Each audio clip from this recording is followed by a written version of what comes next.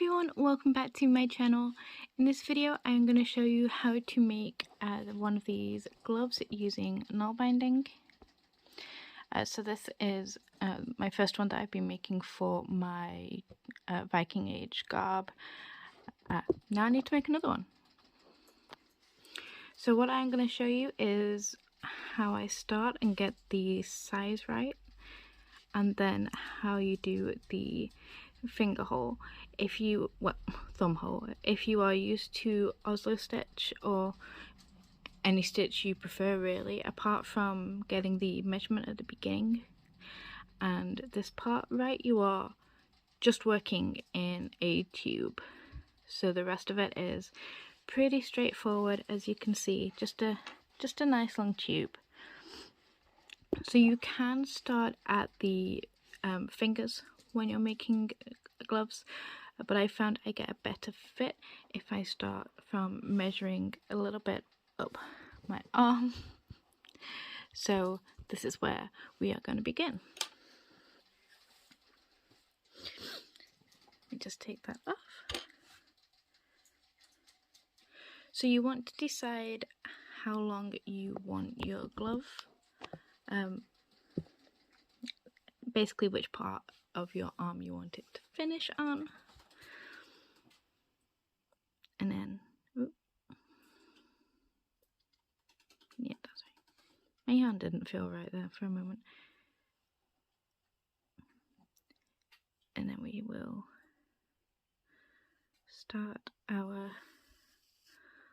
Oslo stitch.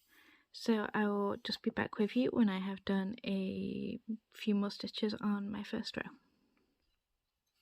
So when you've worked up a bit of your first row, you can measure that against your arm.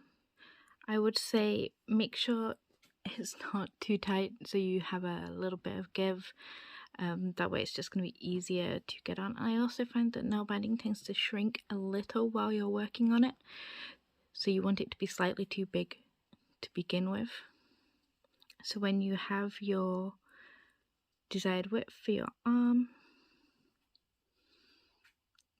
you join onto your second row, and then you keep building that tube up until you reach the bottom of your thumb. So you make it as long as you need up until this part of your hand, and then you are ready to start doing the thumb hole row, which is super simple.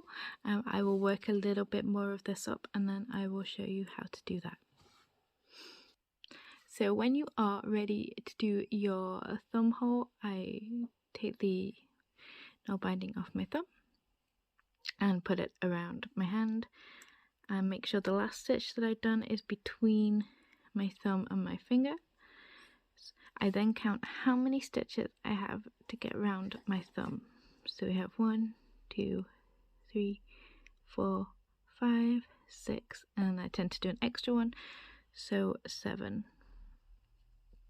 And what we are going to do now is just do those stitches in a chain so they are not attached to the previous row.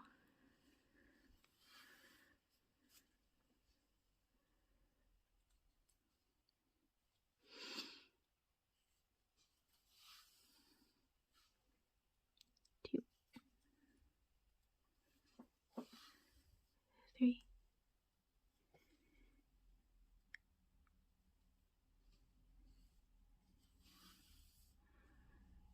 4, 5,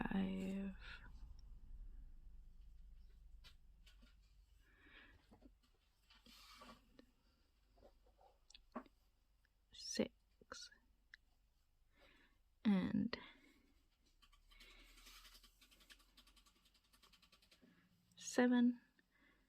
And I'm going to give that a little tug to stretch those out as much as they want to go with the tension.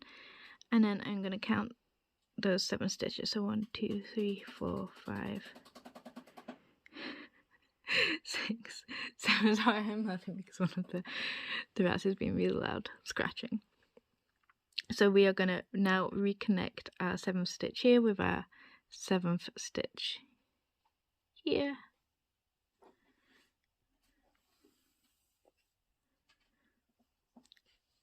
then you just carry on working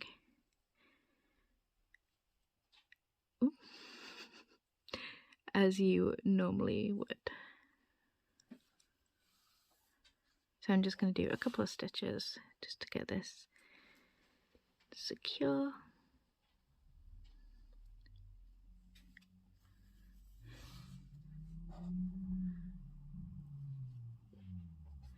Take this off my thumb, and there you have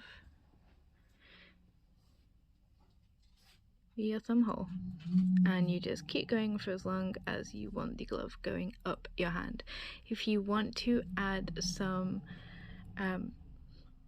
extra stitches like around your thumb to build a bit going up your thumb, you would just use these stitches around the hole and build up another little tube from here.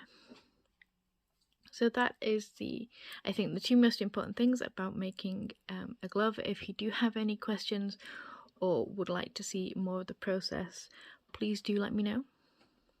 I hope you guys found this video useful, and I hope to see you again in the next one. Bye!